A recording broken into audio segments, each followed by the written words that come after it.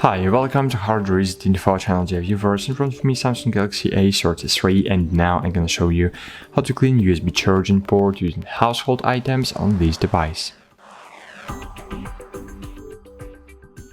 So of course at home sometimes we don't have tools to clean the connectors on mobile electrical devices. So I suggest using a toothbrush to clean any USB ports in PC, in laptops, and even in Samsung Galaxy A33. So to do that, you just need to insert the one part of the brush into the connector and just brush the dirt out. That's it. Thanks for watching, like this video, subscribe to our channel, and bye! See you!